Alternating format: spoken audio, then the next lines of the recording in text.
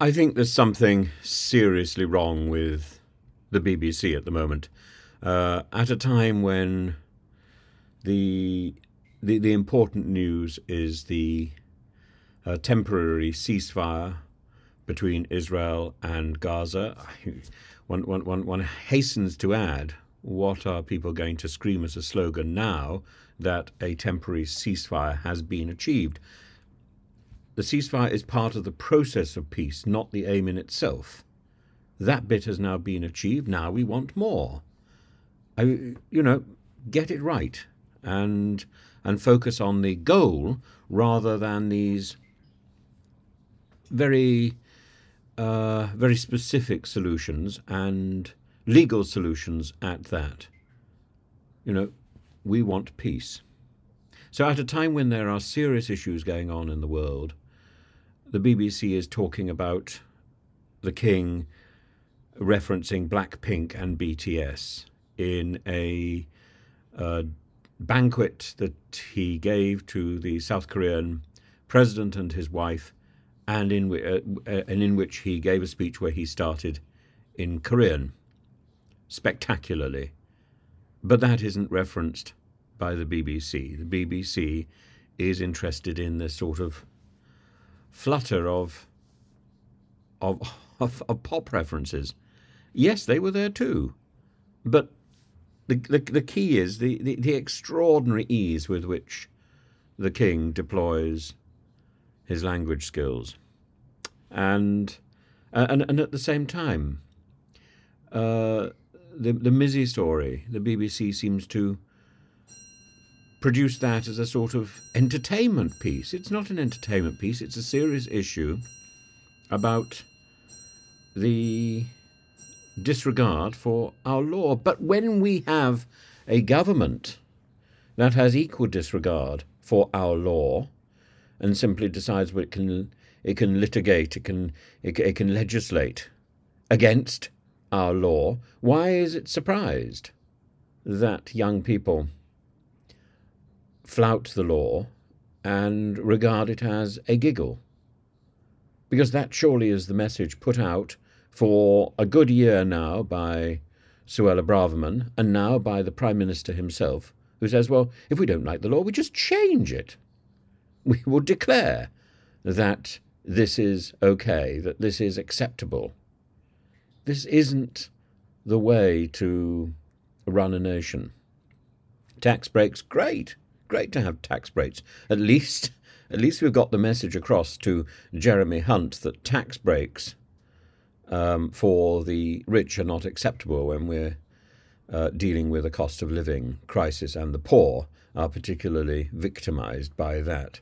At least tomorrow we won't have the headache now, I think, of an inheritance tax cut. At least we'll be looking at tax breaks which are going to help everybody rather than just the super rich. But it's the BBC which seems to be so much in need of sorting out its image and sorting out what it's doing, because it just seems to get wrong every single time.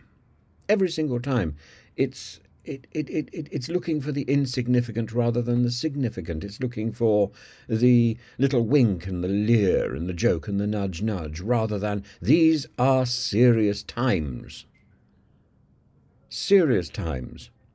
And instead of building up the figures of our society, just poking at them and celebrating the wayward insignificance of people like Mizzy. But, you know, the other thing which I find so extraordinary about the BBC today, it's one story after another today, it's extraordinary, quite extraordinary, is their decision today to reveal Banksy's first name.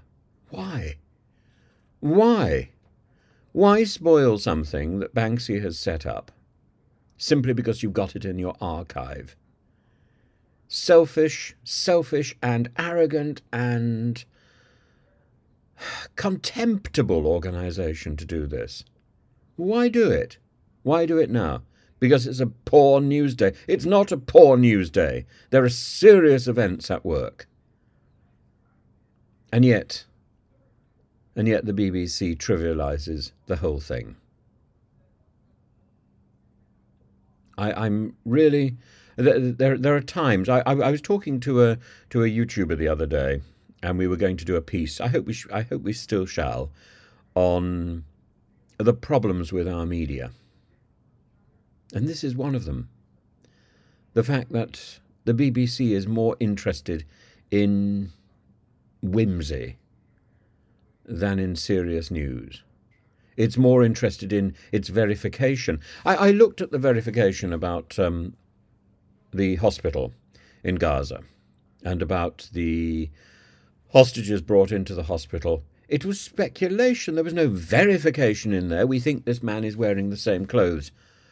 For goodness sake, there was nothing in that video which any average viewer could not identify.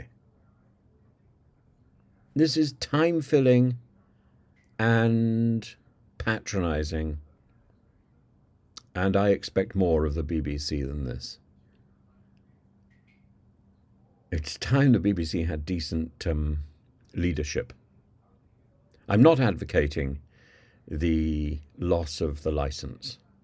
I'm advocating proper leadership and proper direction and a reform of the way news and opinion and current affairs is presented in our country, because the BBC is trite and GB News and Talk TV is propaganda. Channel 4 is backpedaling rapidly because it's embarrassed by its output. And that leaves us with ITV. At least ITV's got the Duchess of York.